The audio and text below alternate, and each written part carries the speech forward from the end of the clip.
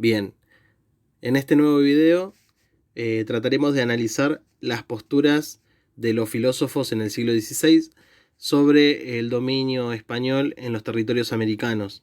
En un sector podemos observar a Juan Ginés de Sepúlveda y en la otra imagen a Bartolomé de las Casas. Ahora veremos cuáles son las posiciones de cada uno.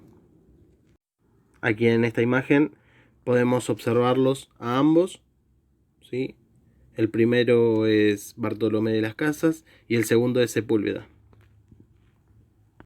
Bien, vamos a comenzar con el primero, Juan Ginés de Sepúlveda, ¿sí? ¿Cuál es la opinión que él va a mantener sobre los pueblos indígenas? ¿Cuál es su posición al respecto? ¿Cómo deben ser tratados?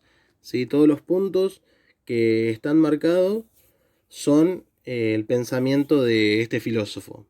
Bueno, en principio, él llama un tratado sobre las justas causas de la guerra contra los indios. Es decir, va a alentar el derecho de dominio violento de los españoles sobre los pueblos indígenas, ¿sí? Entonces tenemos una mirada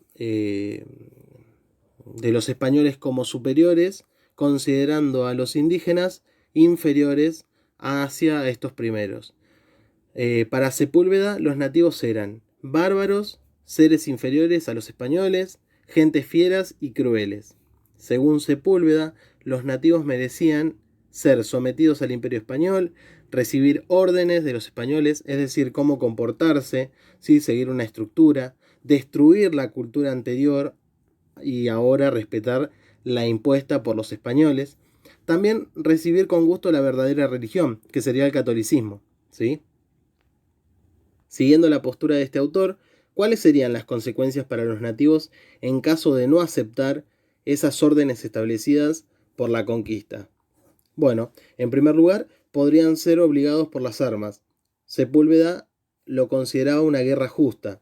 Es decir, si no era por buena voluntad de los pueblos, los españoles podían someterlos a los indígenas por la fuerza, ¿sí? Esto lo va a llamar como guerra de conquista. Analizando este primer caso, vemos cómo la mirada del filósofo Sepúlveda es una mirada prejuiciosa, ¿sí? De un posicionamiento europeo como de considerarse civilizado frente a estas poblaciones nativas, ¿sí? Y ahora vamos a analizar la otra postura. La mirada de Bartolomé sobre los indígenas es la siguiente. No son bárbaros, no son esclavos, no son servidumbre, ni tampoco seres irracionales. Toda persona tiene derechos, y los indígenas son personas, y no animales como algunos otros los llamaban. Son personas que no poseen ni quieren poseer bienes temporales, no tienen soberbia, no son ambiciosos, no son codiciosos. Son dóciles para recibir una buena doctrina, la Santa Fe Católica.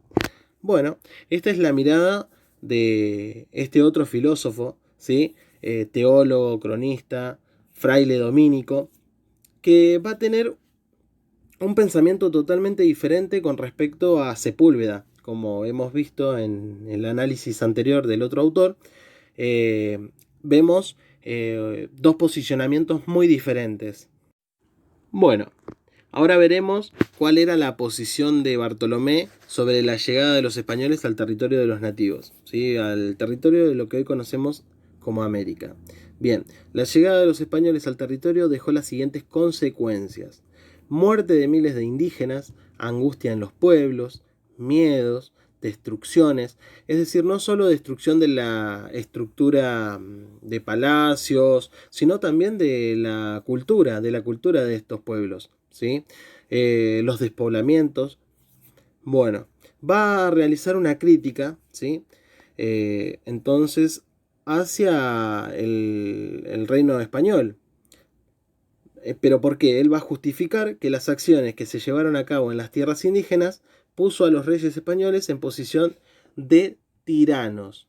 ¿Qué quiere decir este concepto?